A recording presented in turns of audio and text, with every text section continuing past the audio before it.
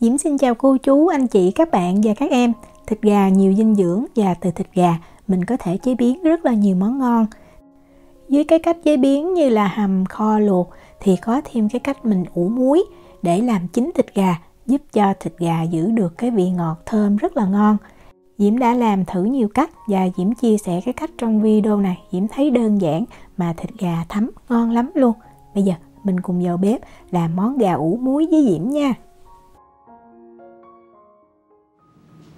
Đầu tiên là việc chọn gà. Thì nếu mà mình ở Việt Nam á, mình mua gà ta hoặc là gà chạy bộ thì mình làm rất là ngon. Còn Diễm ở Na Uy á, thì Diễm chỉ có gà nó đóng sẵn gói như vậy. Cái này là gà bình thường ha. Còn cái này là gà nuôi trong nông trại. Thì Diễm thấy mình nên chọn gà nuôi trong nông trại á, thì khi mà mình làm xong á, thịt gà nó ngọt, nó ngon, nó không có bị bơm nước nhiều đó. Và một con gà nên có trọng lượng từ 1,2 kg cho tới 1,6 kg là làm ngon nha. Đừng có to quá thì nó rất là lâu chín. Gà mình sẽ không rửa ha. Bây giờ mình sẽ đi sơ chế gà trước.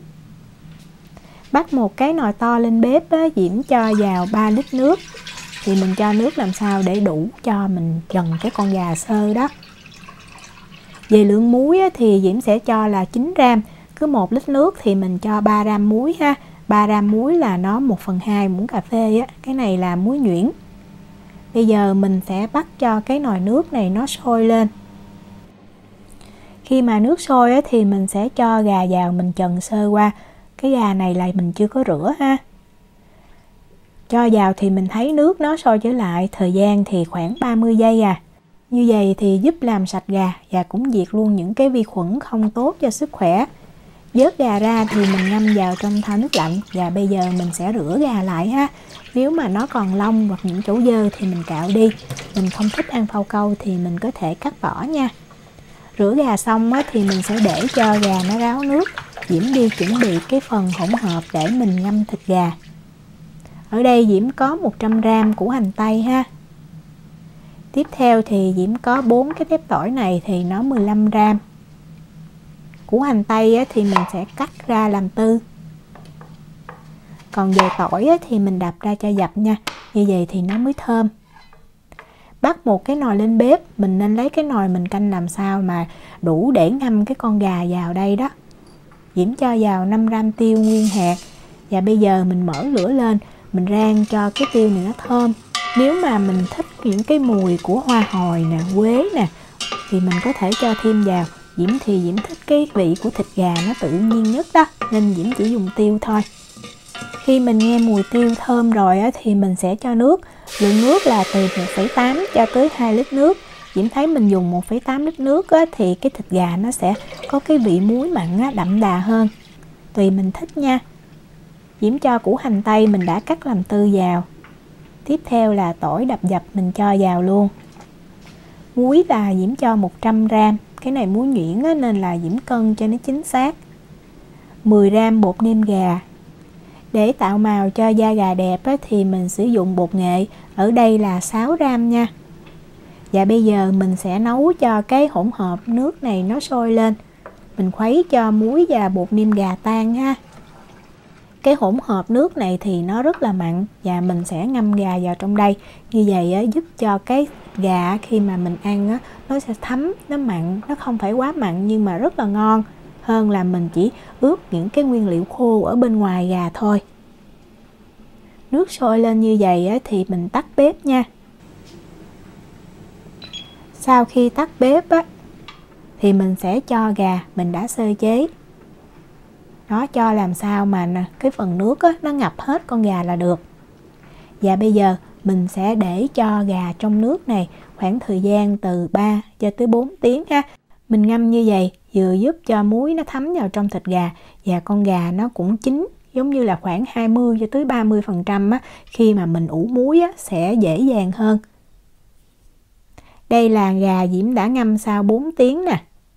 Mình thấy lúc này á, cái da gà, cái màu vàng rất là đẹp.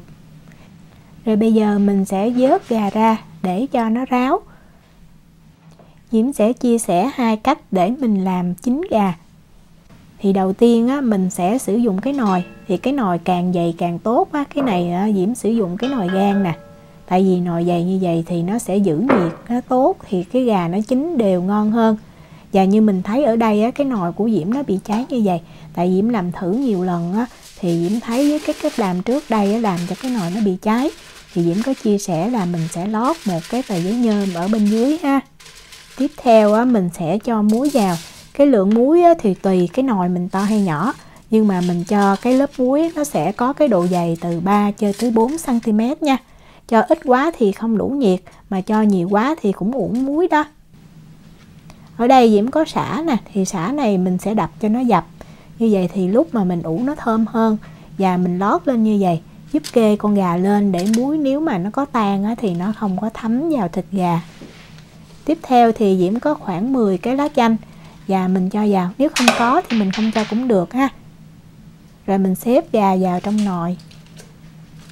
Sau đó mình sẽ lấy nắp á, mình đậy lại và mình mang đi, mình ủ gà được. Còn nếu mà mình không có cái nồi gang á, thì mình có thể làm theo cách thứ hai. Tức là mình sử dụng cái giấy nhôm á, giấy nhôm dùng trong nấu nướng nha. Và mình cho muối vào. Thì lượng muối cũng như Diễm chia sẻ đó, nó sẽ có độ dày khoảng 3 cho tới 4 cm. Sau đó mình cũng xếp sả lên trên. Rồi mình cho thêm lá chanh nè. Gà mình vớt ra để ráo đó, rồi mình đặt vào ngay ngắn. Sau đó mình sẽ túm cái dây nhôm làm sao cho nó bọc hết cái con gà là được. Mình dùng giấy nhôm như vậy thì Diễm thấy rất là tiện, nhưng mà cái thịt gà Diễm thấy nó lại không có ngon bằng là mình sử dụng cái nồi gang.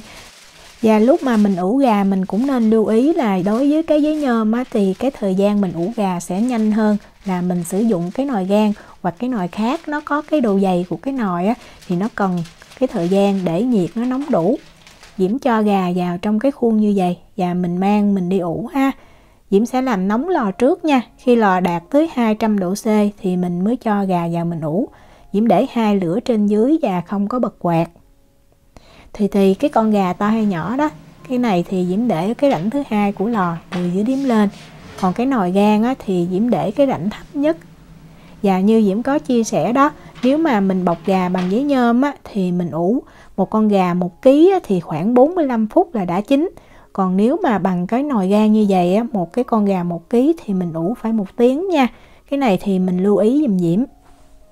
Con gà Diễm quay trong video này nó gần 1,5 kg, vì vậy Diễm ủ tới 70 phút. Sau khi lấy gà ra khỏi lò nướng thì mình sẽ để cho gà nó nghỉ 30 phút. Tại bây giờ nếu mà mình xé thịt gà hoặc mình chặt ra liền thì cái nước ngọt trong gà nó sẽ bị chảy ra ngoài hết. Trong thời gian này thì mình làm cái nước chấm. Ở đây Diễm có 2 cái trái ớt xanh. Tiếp theo Diễm có 1 cái lá chanh. Lá chanh mình rửa sạch, sau đó mình sẽ xé bỏ cái cuống đi ha, chỉ lấy phần lá thôi. Thịt gà này thực ra Diễm thấy mình chấm cái muối tiêu chanh thôi cũng ngon rồi. Mình làm cái nước chấm này thì cho nó lạ hơn. Diễm cho vào 15 g đường.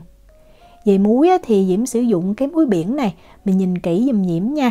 Tại vì Diễm dùng ở đây là 1/2 muỗng canh, Diễm cân là 6 g Thì muối nếu mà cái hạt nó to và nó mỏng như vậy thì nó sẽ nhẹ hơn là muối nhuyễn.